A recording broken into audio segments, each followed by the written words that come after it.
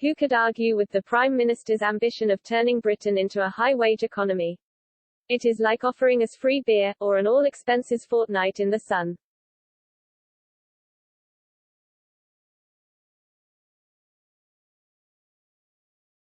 Of course we all want higher wages. But they will count for nothing if they are accompanied by higher inflation. And that, unfortunately, looks as if it is where we are heading. In August the Consumer Prices Index, CPI, surged to 3.2%, up from 0.2% a year earlier. And that was before the energy crisis. We could all too easily find ourselves back in the 1970s, when British workers had several pay rises a year, but prices in the shops rose every week.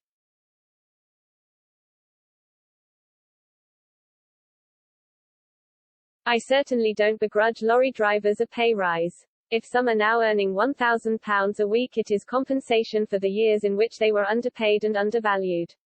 As we are now discovering, they are an unsung part of our vital national infrastructure. Without lorry drivers working long, hard hours, supply chains would very rapidly break down.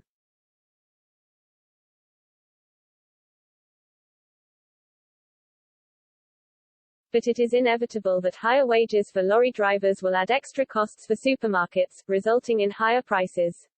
What we have to watch out for now is wage demand spilling over into other parts of the economy, just as happened in the 1970s.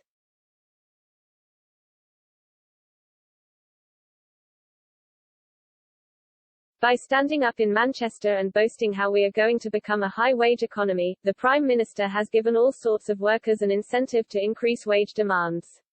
I fear his words will be quoted back at him next time the government is trying to urge public sector pay restraint.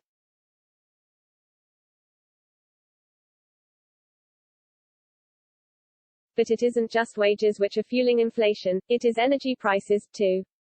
For now, many consumers are still protected through fixed-price deals, but as they come to an end we are all going to be in for a shock. According to one energy analyst, Cornwall Insight, domestic bills could rise by 30% next year in response to soaring wholesale prices for gas and other fuels.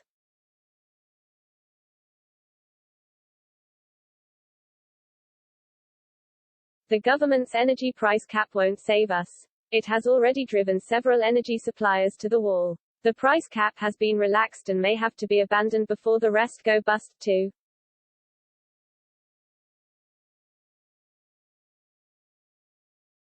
Markets are now expecting UK inflation to reach over 6% next year. That is still modest compared with the levels reached in the 1970s, when it peaked at over 20%.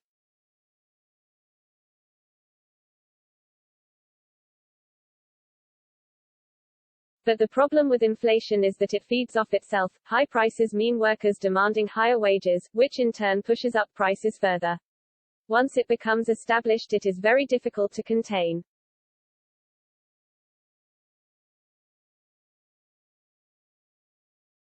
Few win from high inflation, but there are some very specific losers, people living on fixed incomes, especially those with non-index-linked pensions. For them, living standards have already been eroded through years of rock-bottom interest rates. Inflation distorts all kinds of areas of the economy, making it difficult for businesses to plan ahead and to commit to investment when they cannot be sure of the returns.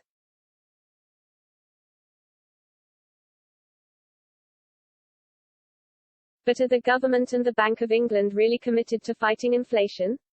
It is bizarre that interest rates are still at historic lows when the CPI is more than 1% above the government's target.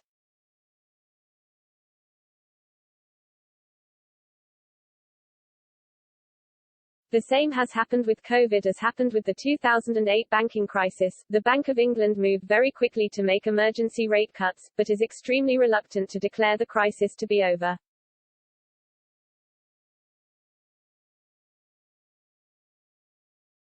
Sadly, there are few people in government and the banking industry who have experienced inflation during their working lives. You have to be in your mid-50s to recall inflation of 15% in 1990.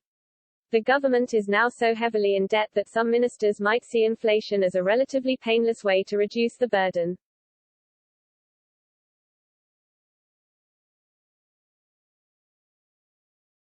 It would be a foolish strategy to try to let inflation eat away public debt. For one thing, a lot of government borrowing is in the form of index-linked bonds, on which the interest rate rises with inflation.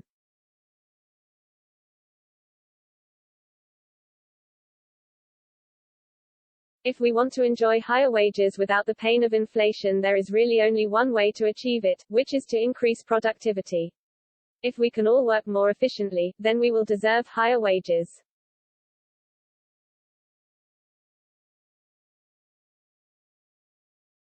UK productivity has flatlined for over a decade. The Prime Minister is right in that high migration has been part of that.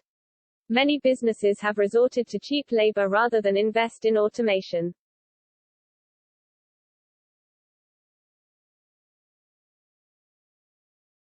But simply promising us higher wages is a dangerous thing for a Prime Minister to do.